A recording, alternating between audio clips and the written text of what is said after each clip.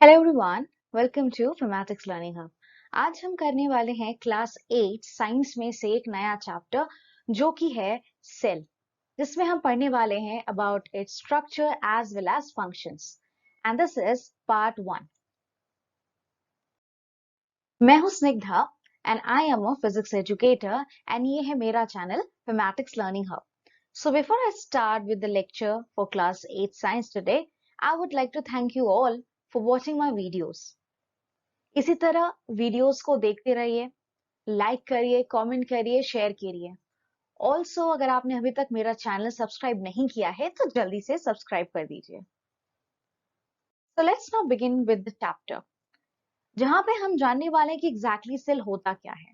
तो अगर आप अपने आसपास देखेंगे तो आपको कई सारी वैरायटीज मिलने वाली हैं plants as well as animals की अराउंड योरसेल्फ। उनकी बॉडी अगर आप ऑब्जर्व करोगे तो सिंपल भी हो सकती है। अगर हम बात करें अमीबा की, अमीबा का जो बॉडी ऑर्गेनाइजेशन होता है, जो कंप्लीट स्ट्रक्चर होता है, वो सबसे सिंपलेस्ट है, काफी सिंपल होता है। That is it has got a simple body organisation. उस but on the other hand अगर हम बात करें कॉम्प्लेक्स एनिमल्स की, मींस जिनके बॉडी का ऑर्गेनाइजेशन काफी कॉम्प्लेक्स है, तो उनमें आपके आएंगे higher plants as well as animals and human beings. So body का जो है वो सिंपल ऑर्गेनाइजेशन भी हो सकता है एज वेल एज कॉम्प्लेक्स भी, हाईली कॉम्प्लिकेटेड ऑर्गेनाइजेशन भी हो सकता है। ओके, तो ये जो ऑर्गेनाइजेशन है बॉडी का, वो रेंज करता है depending on the arrangement of the atoms. So atoms का जो अरेंजमेंट है वो काफी तरह से हो सकता है। फ्रॉम एटम्स जिससे बनते हैं मॉलिक्यूल्स, राइट। एटम्स की अगर हम बात करें तो यहाँ पे हम सेल्स के बारे में बात कर रहे हैं। सो एटम्स से बनते हैं मॉलिक्यूल्स, मॉलिक्यूल से पूरा लिविंग ऑर्गेनिज्म बन जाता है ऑन एन होल, जिस वजह से you can see a different variety of organisms, living organisms around yourself. So जो ब्रांच है ऑफ द साइंस जो कि डील करता है सेल्स की स्टडी से, उसे कहा जाता है साइटोलॉजी। तो साइटोलॉजी ही वो ब्रांच है जिसके अंडर हम पढ़ते हैं सेल्स के बारे में या स्टडी करते हैं सेल्स के बारे में। So what is cell exactly? Cell है क्या? सेल जो है एक कॉमन थिंग है जो हर ऑर्गेनिज्म में प्रेजेंट है, राइट। हर ऑर्गेनिज्म एक दूसरे से दिखने में अलग होता है, हम इंसान भी एक दूसरे से दिखने में अलग है। सो क्या है हमारे बीच ऐसा कॉमन जो हम कह सकते हैं कि वो चीज हर लिविंग ऑर्गेनिज्म में प्रेजेंट है? So that is basically your cell. So cell is that one common thing which is there present in every organism, in all kind of organisms, right? Cell जो है वो सबसे बेसिक, ये हम कह सकते हैं फंडामेंटल स्ट्रक्चरल यूनिट है जो कि एक लिविंग ऑर्गेनिज्म की बॉडी में होता है, राइट। तो हमारी बॉडी जो एग्जैक्टली है सेल्स को जोड़ जोड़ के बनाई गई है, इनफैक्ट बनी है नेचर में। फॉर एग्जाम्पल अगर आप एक बिल्डिंग देखोगे तो आप यू मस्ट हैव ऑब्जर्व कि अगर एक वॉल भी बनाते हो या एक बिल्डिंग भी बनाते हो तो हम ब्रिक्स को जोड़ जोड़ के हम सिंपली क्या बनाते हैं, एक पूरा वॉल या बिल्डिंग खड़ी कर सकते हैं। सो बिल्डिंग्स जो बने हैं उनके इनफैक्ट बिल्डिंग या ब्रिक के वॉल को बनाने के लिए जो बिल्डिंग्स ब्लॉक इस्तेमाल किए गए हैं वो बेसिकली उस घर का ब्रिक ही है जिससे पूरी वॉल बनी है। उसी तरह से अगर हम बात करें हमारी बॉडी के बिल्डिंग ब्लॉक्स के बारे में, सो वो होंगे सेल्स। सो जिस तरह से ब्रिक्स को जोड़ जोड़ के एक पूरी वॉल, दीवार, जिससे कि एक पूरी बिल्डिंग खड़ी की जा सकती है, उसी लिए जो हमारी इमारत है, हमारे जो बॉडी है, वो सेल्स को जोड़ जोड़ के बनाया गया है of any living organism. Okay, so that is basically cell.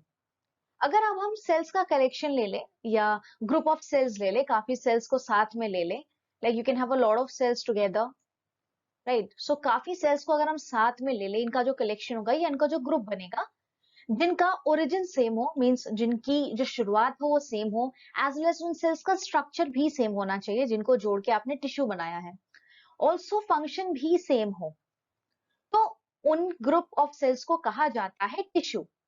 Example के तौर पे अगर आप प्लांट टिश्यूज की बात करोगे तो दो कॉमन बड़े नाम आते हैं जो कि xylem as well as phloem, जो कि इनफैक्ट फूड को एज वेल एज वाटर को ट्रांसफर करने के लिए इस्तेमाल किया जाता है। ओके, तो जाइलम एंड फ्लोएम के अलग अलग फंक्शंस हैं। सो this is what tissue means. उसी तरह से अगर हम अपनी बॉडी की बात करें, हमारे जो इंटरनल ऑर्गन्स हैं, तो उनको वो जो बने हैं वो टिश्यूज को जोड़ जोड़ के बनाया गया है। टिश्यूज से फर्दर बनते हैं ऑर्गन्स और any system of our body. अगर हम स्टमक की बात करें, राइट, अगर हम लिवर की बात करें, किडनीज की बात करें, या कोई भी ऑर्गन ले लीजिए with in the body of any organism, या हमारी बॉडी की बात कर लीजिए, ह्यूमन बींग्स की बॉडी की बात, तो जितने भी सिस्टम्स हैं, राइट, तो वो बने हैं ऑर्गन से। तो सबसे फंडामेंटल जो चीज आती है वो आती है सबसे पहले सेल, राइट। सो सेल होता ही है वो चीज। सेल के बाद जो है आपका कलेक्शन से बनता है टिश्यू, एंड टिश्यू के बाद फाइनली आपका बनता है ऑर्गन। सो इस तरह से चीजें बनती हैं। फिर ऑर्गन्स को जब हम मिलाते हैं, कई सारे ऑर्गन्स मिलके एक पूरा सिस्टम बनाते हैं।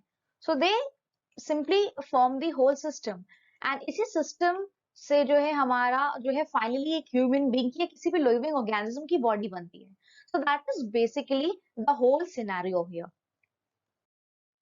तो एग्जैक्टली सेल की डिस्कवरी हुई कैसे थी? तो रॉबर्ट हुक थे, who was the person behind the discovery of the cells. 1665 का टाइम था, इतने ईयर में, during 1665 there was a scientist जिनका नाम था Robert Hooke. And Robert Hooke ही वो साइंटिस्ट थे जिन्होंने अपने सेल्फ मेड माइक्रोस्कोप से, उन्होंने अपने एक माइक्रोस्कोप बनाया था, उसी की हेल्प से जो है उन्होंने एग्जामिन किया था। सिंपली जो है उन्होंने क्या किया था, थिन स्लाइसेस ऑफ कॉर्क ले लिए थे। थिन स्लाइसेस ऑफ क्लॉक जो कॉर्क जो होते हैं वो सिंपली आपका like if you have a tree, अगर ट्री है कहीं आसपास, आप देखोगे उसका जो ब्रांच होता है वो काफी थिक होता है। तो वहीं से उन्होंने स्लाइसेस लिए थे ब्रांचेस के। तो बड़ा एक थिन सेक्शन निकाला था उन्होंने ट्री के ब्रांचेस से, थिन स्लाइसेस ली थी, जो जो एक्चुअली उसको कहा जाता है कॉर्क। एंड उन्होंने जो है कॉर्क को फिर जो है अपने माइक्रोस्कोप के अंडर उसको रखा था, जो उन्होंने अब खुद बनाया था। और उन्होंने ये ऑब्जर्व किया, जैसे कि आप देख सकते हो ये काफी पुराना माइक्रोस्कोप का यहाँ बना हुआ है। तो माइक्रोस्कोप की हेल्प से उन्होंने ऑब्जर्व किया था। तो उनको क्या दिखे थे, क्या दिखा एग्जैक्टली, उन्होंने देखा कि ऐसे जो है पतले पतले, आप देख सकते हो यहाँ पे इस पूरे स्ट्रक्चर में, ये हनी कॉम्ब स्ट्रक्चर की तरह दिख रहा है, जैसे मधुमक्खी का छत्ता होता है जिसमें कई सारे कंपार्टमेंट्स बने होते हैं, और जो कंपार्टमेंट्स काफी जो होते हैं आसपास होते हैं। तो ये जो कंपार्टमेंट्स है, जो कि आप यहाँ पे सिंपली ऑब्जर्व कर सकते हो इस वाले पिक्चर में, तो इन्हीं कंपार्टमेंट्स को उन्होंने, स्मॉल रूम्स को नाम दिया था सेल्स। तो दी स्मॉल कंपार्टमेंट्स या रूम्स, इन्हें उन्होंने कॉइन किया ये टर्म, एंड उन्होंने कहा इस चीज को सेल। तो यहीं से जो है वर्ड सेल का जो है ओरिजिन हुआ था।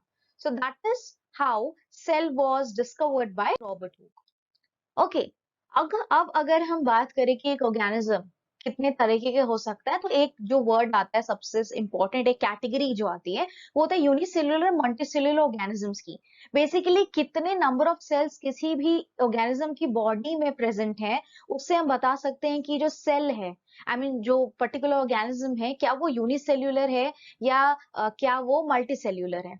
तो अगर हमें ये चीज बतानी हो तो यहाँ पे हम सिंपली देखेंगे कि दो तरीके के आते हैं आपके ऑर्गेनिजम्स। एक होता है आपका यूनिसेल्युलर, दूसरा होता है मल्टीसेल्युलर। अगर हम यहाँ पे बात करें यूनिसेल्युलर की, तो यूनिसेल्युलर वो ऑर्गेनिजम्स होते हैं जिनकी बॉडी में सिर्फ सिंगल सेल होता है, एक cell, number of cell is one.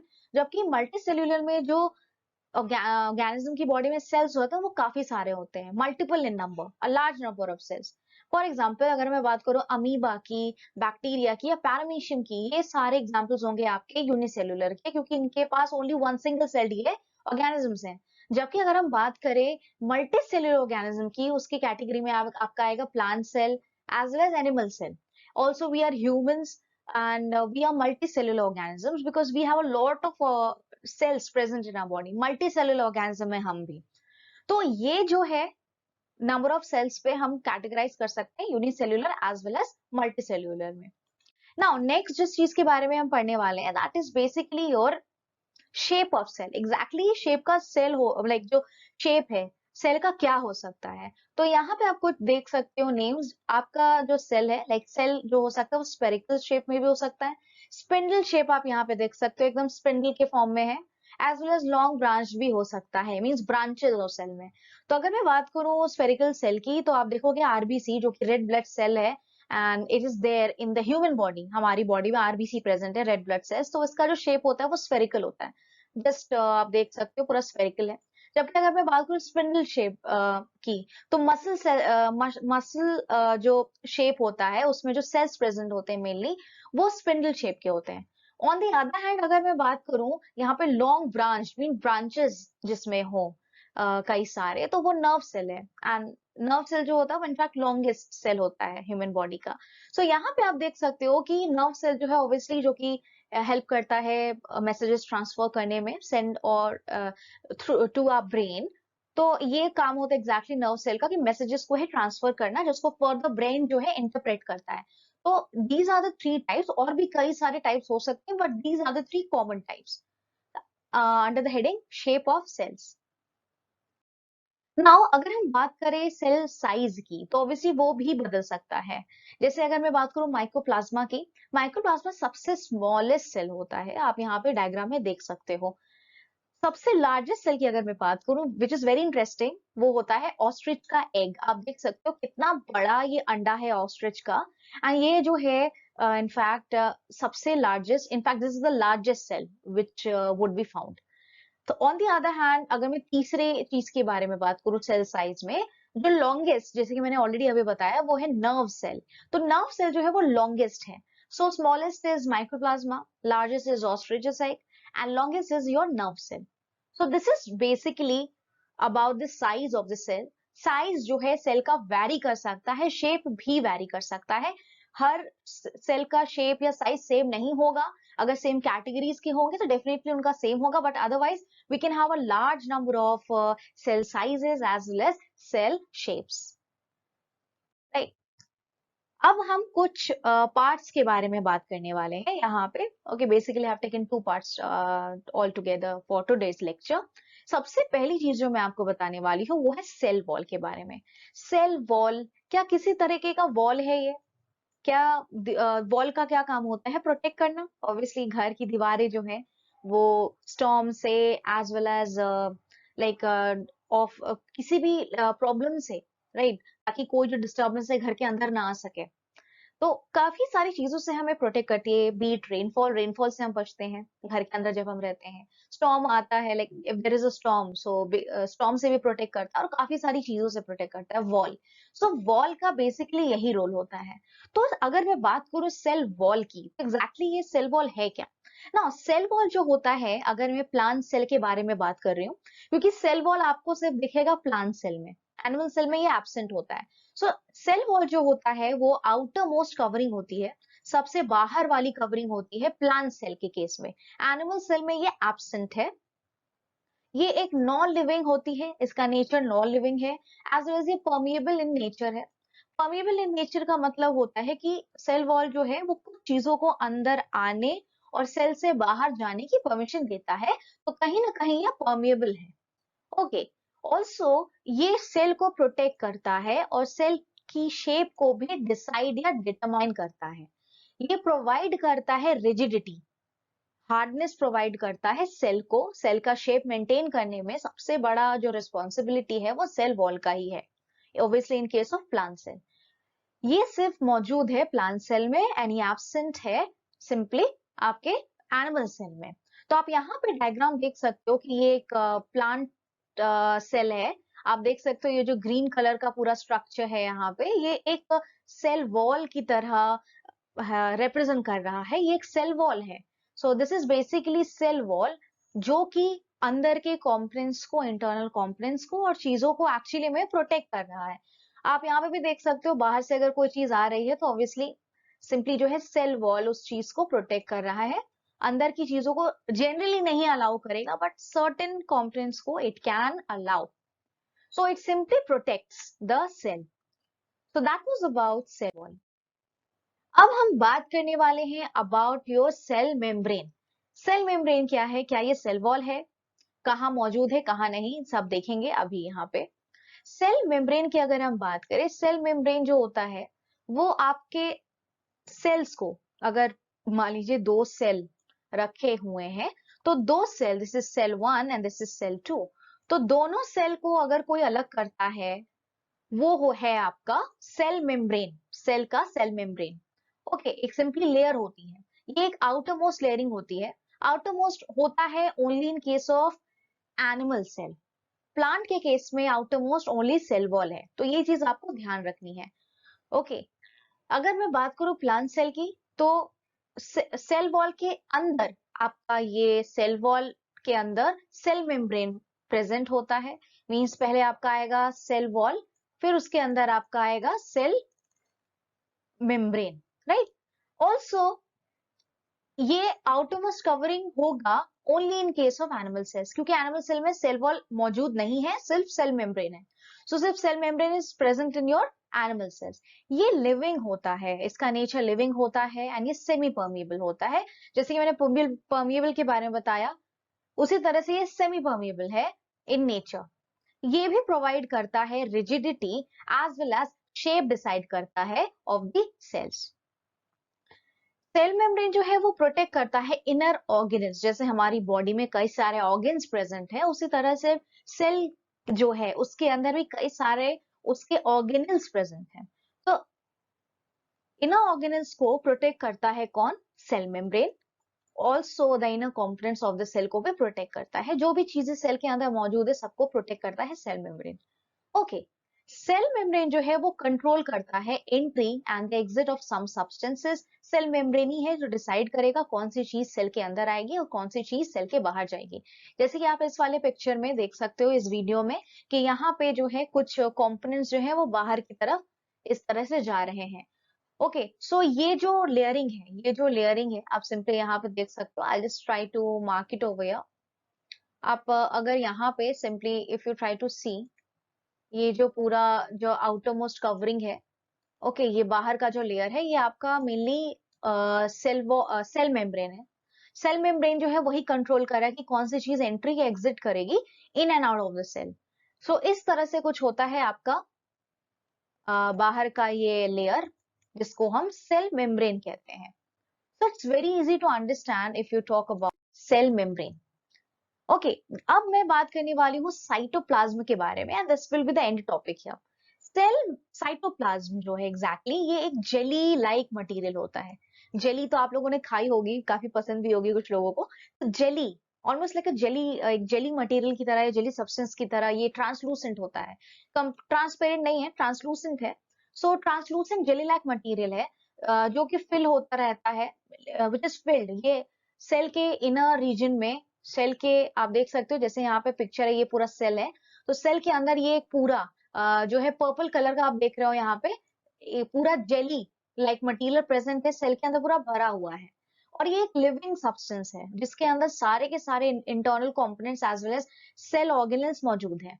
Okay, तो आप ये इस वीडियो में देख सकते हो यहाँ पे सिंपली कि किस तरह से ये एक प्लांट सेल है which is simply here green in colour, and you can C over here that how is it actually looking. तो यहाँ पे आप देखोगे कि ये जो है मूवमेंट हो रहा है। सो ये पूरा जो जेली लाइक सब्सटेंस जो इसके अंदर है, जेली की तरह जो फ्लो कर रहा है थोड़ा बहुत, तो ये एक्चुअली आपका पूरा क्या है, ये साइटोप्लाज्म है which is obviously there in the present in the cell. So I hope जो टॉपिक्स थे आज के आपको डेफिनेटली अच्छे से क्लियर हो चुके होंगे। So this was part 1 and part 1 ends over here. So before I leave, अगर आपने अभी तक मुझे फॉलो नहीं किया है, सब्सक्राइब नहीं किया है, तो जरूर से मेरे चैनल को सब्सक्राइब करिए which is Famatics learning hub. आप मुझे फॉलो कर सकते हैं फेसबुक पे भी। Please go visit and like my page, this is Famatics learning hub. Also you can visit my Telegram channel. Telegram channel पे आपको क्लास 11 एंड 12 फिजिक्स के फ्री नोट्स अवेलेबल हो जाएंगे। तो देर मत करिए, जल्दी से जाइए एंड वीडियोस को जो है लाइक करिए, मेरे चैनल को सब्सक्राइब करिए और ज्यादा से ज्यादा लोगों के साथ शेयर करिए। सो आज का लेक्चर यहीं तक था, मैं आप सबसे मिलूंगी अब नेक्स्ट वीडियो पे। तब तक के लिए thank you so much everyone.